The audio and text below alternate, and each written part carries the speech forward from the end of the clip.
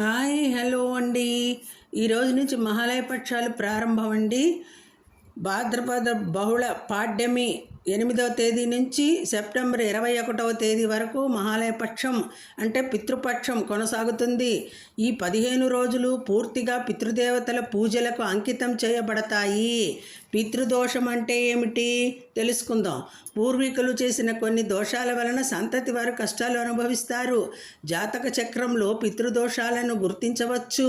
ప్రధాన ఫలితాలు: ముఖ్యమైన పనుల్లో ఆటంకాలు, స్త్రీలకు అకాల విధవత్వం, మానసిక సమస్యలు, సంతానం వల్ల కష్టాలు. పితృ రుణం తీర్చడం ఎందుకు అవసరం? ప్రతి మనిషి తన జీవితంలో పితృరుణం తీర్చాలి. దీనివలన పితరులు తృప్తి చెందుతారు, వారికి ముక్తి లభిస్తుంది, వంశస్థులు సుఖ సంతోషాలతో జీవిస్తారు. మహాలయ పక్షంలో చేయవలసినవి: ప్రతిరోజు తర్పణం, శ్రాద్ధం చేయాలి. పితృతిథి తెలిసిన వారు ఆ రోజు శ్రాద్ధం చేయాలి. తెలియని వారు మహాలయ అమావాస్య నాడు తప్పనిసరిగా శ్రాద్ధం చేయాలి. ఈ రోజుల్లో శుభకార్యాలు చేయరాదు. శ్రాద్ధ ప్రాముఖ్యత ఏంటో చూద్దాం. ఈ కాలంలో సూర్యుడు కన్యారాశిలో ప్రవేశిస్తే పితరులు భూమికి వస్తారని పురాణాలు చెబుతున్నాయి.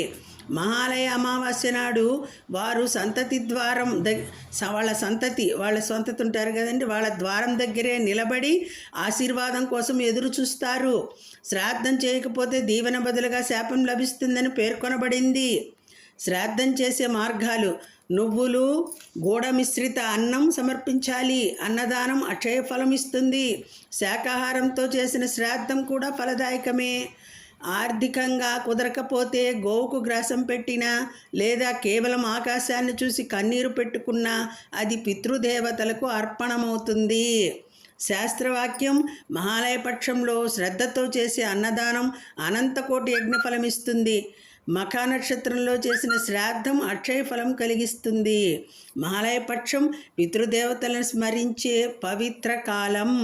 పితృకార్యాలు నిర్వర్తించి వంశ పరంపరను కాపాడుకుందాం.